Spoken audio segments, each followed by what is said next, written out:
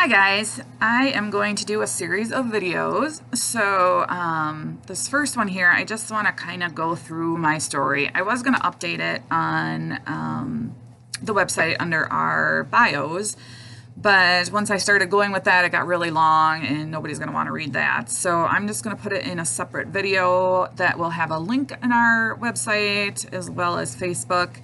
And that way you guys can listen to it if you want to, but I don't have to like re-say it all the time and all that good stuff. So for those of you that don't know me, my name's Sarah. My name's Sarah Fabry. I am a registered nurse and part owner of Apotheke Wellness. I've lived here in the Appleton area for about 17 or 18 years now. We moved here from Green Bay, so really far. So I grew up in Northeast Wisconsin, and I've lived here all my life.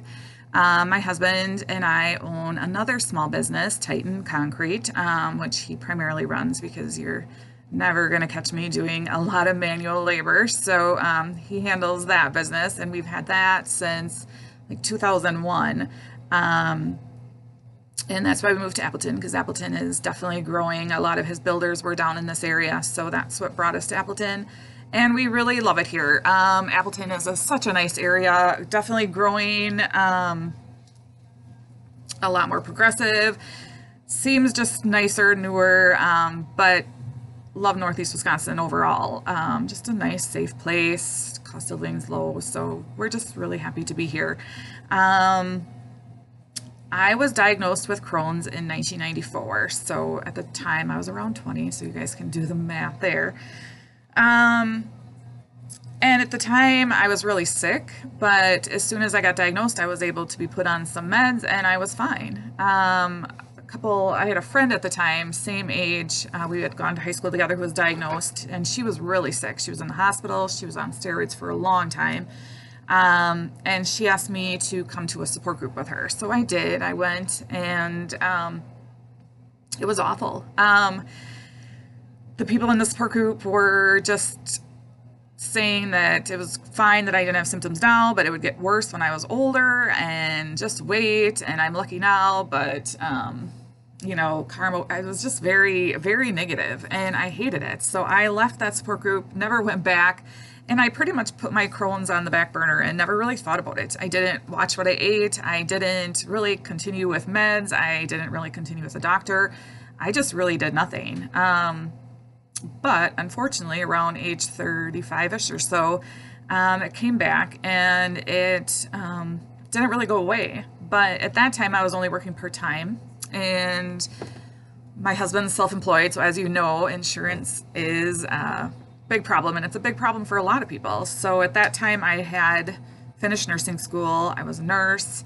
So here I am, a nurse, I am a patient, and we were dealing with insurance as a self-employed person. So so kind of the trifecta. I knew medicine from all sides. So we tried a bunch of different things. We tried to keep it as cost effective as possible. Didn't have a lot of success in the beginning with some of the first and line of defense kind of meds for Crohn's. So we moved up to the immunosuppressants, which are basically like they're like a low-end chemotherapy drug. So your methotrexates, your azathioprine, mercaptopurines, those are things that kind of suppress immunity for different types of cancer. And actually that worked. I felt really good for about a year on that. And then after about a year, my liver started to fail. So that was the end of that. And unfortunately, because those are really cheap as well. So then we had to bump up to Humira. Did that for a while, wasn't working. So we added some different steroids that were targeted just to the bowel area to try and avoid some of the long-term effects of like prednisone. But that didn't work, and it was really expensive. So then we added some different like pain medications, because my biggest problem wasn't so much running to the bathroom, it was just the pain. And working as a nurse, what's crazy is that as long as I had a pain script on file, a legitimate pain script, I could work with, taking my narcotics, which I never understood that. There's a lot of studies coming out of Israel. For some reason, Israel is very progressive with studying cannabis and the different diseases in that it's helping. And they do a lot of studies on bowel diseases. So I was aware of this, and I had talked to my gastroenterologist about it, and they always looked at me like I was crazy. Like, no, that's not legit. But obviously, I know they're reading the same stuff I am if I'm just a nurse, and this is something actually in their field. I know they're reading it too, but they weren't talking about it, so that's fine. But I was reading the stuff, and as interesting as it was, I knew that there wasn't a whole lot I could do. I wasn't going to be able to smoke marijuana or have any THC in my system as a nurse, which is hard to wrap your head around a little bit, because say you go out on a Saturday night and you do smoke some pot and you go to work on Monday, that THC is still in your system. So if something happens and they test you, you will test positive, but you're not still impaired. But yet for me, I could have my narcotic script in my personnel file, take that for my pain, and I feel like I was impaired taking that. So I don't know which nurse you'd rather have, the one that was using, medical marijuana on Saturday, coming to work on Monday, fine, or the one that's taking.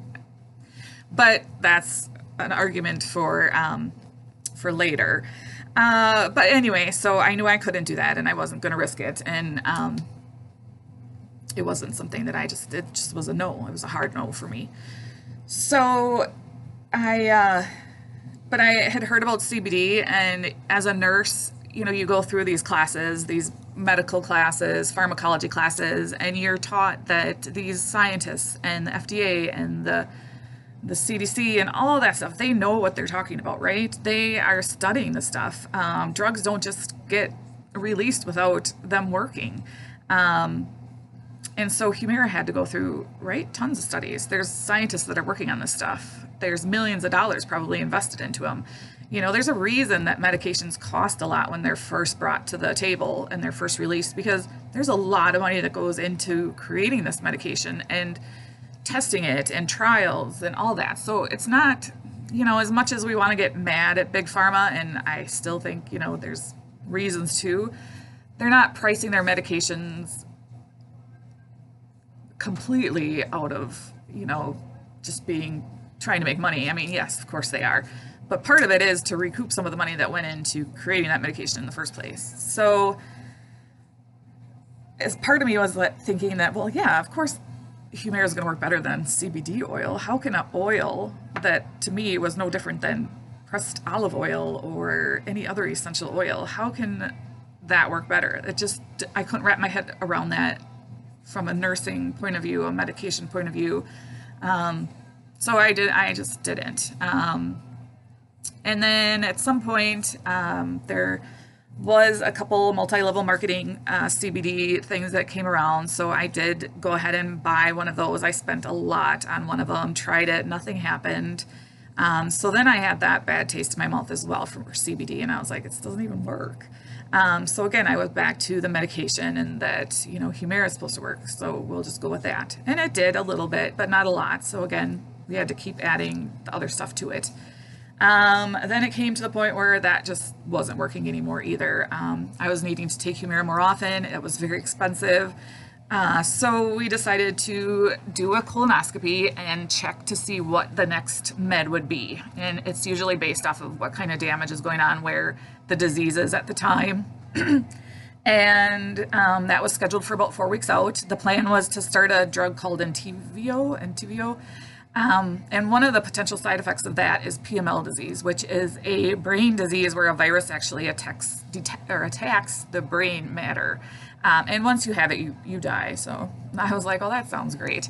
It's very rare, but it just wasn't something that was that attractive to me at the time. So I was with a patient at a chiropractor's office, and they were selling some CBD there. And I talked to the front counter person, who happened to also be a nurse, and the wife of the chiropractor. And I said, all right, I'll buy it. I'll try this again. And it was very expensive. It was like $150, I think, for an ounce. And I tried it and I felt better like within a day or two. And I was sleeping really good and the pain started to go away. And then within a week or so, was starting to be able to eat whatever I wanted and I wasn't running to the bathroom. And then by the time my colonoscopy came around, I was feeling 100% better. I hadn't taken my last Humira shot and I went in for my colonoscopy, didn't say anything. Came out of the colonoscopy and my doctor said, I don't know why you don't think Humira is working for you because you're totally healed in there. Didn't see anything, nothing. So he said, in fact, if I hadn't been your doctor and seen prior scans, he's like, I wouldn't even think that you had Crohn's. So I said, well, I haven't taken my Humira. I've been doing CBD oil, so that I believe that that's what's helping me. And of course he said, no, that's not what's helping. It's the Humira and you need to keep taking that. Because if you stop taking things like Humira, your body will build up antibodies to it. So then you won't be able to go back to taking it, which I knew. But I said, no, I'm going to stop and take the CBD. And at that point he said, well, then you're basically a non-compliant patient and I don't know if I'll be able to treat you. But I decided, nope, I'm going to go for it. And that was February of 2018. So it's been a little over a year. I have not taken any of my Crohn's meds at all. I've stopped Humira as well as I was taking some benzodiazepines for my intestinal cramping as well as some other pain meds for my intestines. And then I pretty much lived on anti-diarrheal medicine if I wanted to go out to eat. Haven't had to do that. I've been able to go out to eat whatever I want. It has been unbelievably amazing. But I think what has been even better is that CBD doesn't just work on one symptom. So if you come in here and say, I have pain, and you get CBD for your pain, it doesn't just know that you want a pain medicine. Or if you come in here saying you want CBD for sleep, it doesn't just know that you want sleep. CBD works on your entire body. So while it did help me with my Crohn's symptoms, it's helped me sleep better. It's helped me eat better. I used to have some really weird blood sugar spikes and drops, big drops in the middle of the day. And now I don't know if that was because of odd malabsorption issues with Crohn's or not, but I craved horrible things midday, and so I would eat really bad, and I was putting a lot of weight on, and I was very bloated. I've lost weight. I don't have those cravings anymore. CBD works on all your organs, so your pancreas, leveling blood sugar, so less of those spikes and drops where you're going to have those cravings.